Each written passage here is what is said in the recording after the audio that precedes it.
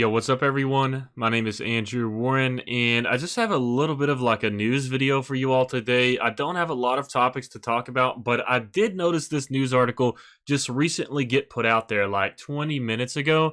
And this one involves Warren Buffett and the moves that he's making with his Berkshire Hathaway company. And I also just wanted to do this video to just provide another one of those examples of how it can actually be pretty fun to keep up with the stock market and looking at how different news affects the percentages that it goes up and down. And we did a little bit of an example of that yesterday with Tesla with the Q1 delivery reports where it jumped up yesterday and after hours and then jumped up even more today. So it's jumped up like 20% just because of that Q1 delivery report that beat analyst expectations. So I really think that it's fun to show you all how all of these news articles out there can actually affect a company. Even when there's like a much more massive general news going around with the whole Rona situation, it still shows how company stock specific news can still affect it aside from the whole situation that's currently overarching. And I really think that's truly interesting, which is why I wanted to share this video with you all. Plus it's about Warren Buffett and you really just can't go wrong when you're looking at his plays and things and just analyzing him as a person and how he's been able to build up so much wealth. And I personally aspire to be like that, to have his sort of mindset, and I really respect what Warren Buffett has done, and he's just that figure in the finance community to where almost everyone gives him credibility just because he has that king status. I'll link the article down in the description below, but as you can see with this recent Business Insider article, it says that Warren Buffett's Berkshire Hathaway sold nearly $390 million worth of Delta and Southwest shares this week. So for one thing, let's go ahead and look at Delta Airlines. As you can see, it is down 11%, and I'm sure some of that is just simply down because of the negative market red day that we had today, but I also think that Warren Buffett's play also played a huge role in that because there are people out there that really mimic and copy what Warren Buffett is doing. So whatever moves that he is making, there's surely going to be a lot of people out there that are going to copy it. And honestly, even if you aren't mimicking Warren Buffett's moves, if you are an investor of one of these airline stocks and you see that Warren Buffett is even selling some of his stock, it may actually make you consider, okay, is this a good time? Because this man is a genius, pretty much an investing genius, and he's getting out of the game a little bit. Should I maybe do this? So given that, let's also look up the stock for Southwest. I wonder, I'm guessing that it'll be less of a down percentage than, well, oh my gosh, it's actually pretty much the same. So they're both at like 11%. This one's almost 11%, and that one's a little bit over 11%. So both of these had a similar impact based off of this news and just the downwards market day that we had today. And I'll go ahead and show you the 5-year chart for this. As you can see, it is down so much. Over the past 5 years, it is down 55%. I can't even imagine investing into this stock on April 3rd, 2015 and being down 55%, like not even gaining 1%, which you could get easily in a high interest savings account. So I can't even imagine investing in this stock 5 years ago and having faith in it only to see it drop this much. That would certainly be very discouraging.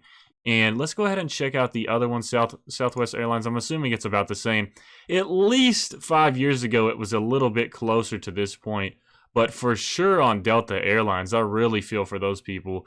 But this right here is one of the big reasons why I'm not a big fan of investing in these airline companies. The only reason that I would personally consider investing in these airline companies right now or a little bit later on in the future, because I think stocks are going to go down a little bit more over the next few months, the only reason that I would consider investing in these would be for short term. And I don't normally invest in short term, but it would be for the rebound gains. The rebound gains when this situation hopefully finally gets solved and airlines start to become a little bit more relevant and back to that sort of baseline price. And when it finally does rebound to that, that'll be some nice gains. But I personally would not invest in these airline companies long term. I don't think they're very good long-term stocks. If you look at the past 5 years, even on the most recent peak, you're not even getting a 10% gain every year, which you can pretty much get that about easily with VOO. And we're looking at the peak. We're not even factoring in the drop. We're looking at it as if this crash never happened. So even at its peak, most recently, it's only up 10%. Not even 10% per year. It's up 30% for the past 5 years. So less than 10% a year. And you could almost easily get 10% a year with the VOO stock, which basically mirrors the index. And as I say in every single one of these videos, before I even go further on, I just want to say that these videos are not intended to be financial advice. It's just for me sharing my personal opinions and the way I feel about the market currently. So just to get that out of the way, this is not financial advice. But personally, I just think rather than investing in airlines, if you really want to be super safe, I would personally prefer to just invest in VOO if you just want to be pretty safe, because I feel like airlines are not that safe and you don't really gain that much either.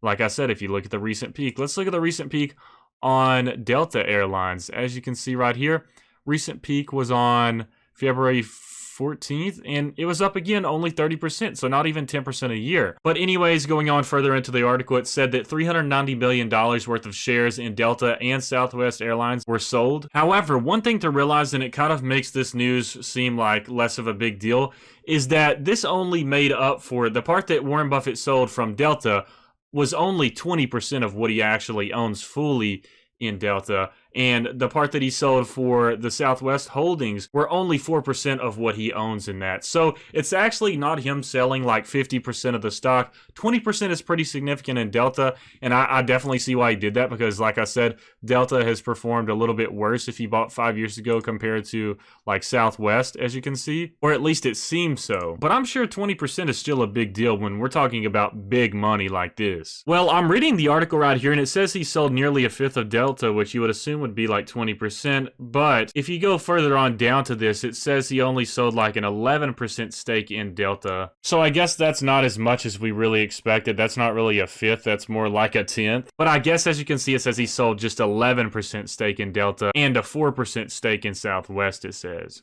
But anyways, the article goes on to talk about a little bit more of the whole situation, but I've basically covered the juicy parts, the main parts that you truly really want to know. But like I said, personally, just for my personal situation and the way I work with the market and my belief system with the market, I am not a big fan of investing in Delta Airlines or Southwest long term. I just don't think it holds up as a long-term stock, and I really try to go for that growth when I invest. As you can see with my portfolio right here, I invest in a little bit of VOO to be safe, but I also like to be a little risky as well and invest in Microsoft. Honestly, Microsoft and Apple are not really risky, but they are growth stocks, so I guess they're risky compared to like an index, like a purely index fund investor that only does index funds. But I am playing it a little bit risky with Tesla, and I think long-term it's not really that risky. It's just volatile right now in the moment.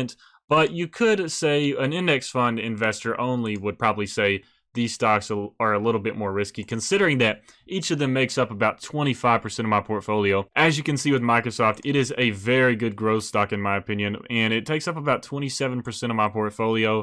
And Apple does something similar. That's about 18%. So I have big stakes in these companies in terms of percentages of my portfolio. And of course, I have a little bit, mostly like the majority of the percentage, about 50% in VOO, just to be a little bit safe. Probably won't be investing in VOO anytime soon though, because I'm loving the Microsoft right now. But I just wanted to share this quick little news video for you all. Warren Buffett is always an interesting topic, and the moves that he's making is always fun to look at. So I hope you enjoyed this video, and if you did, please make sure to smash that like button, drop a like on the video. It really does help me out here. And also, if you want to get started with investing, I'll leave my referral links to Robinhood and Webull down in the description. So if you want to check that out and start investing, we'll both get some free stocks, which will be awesome.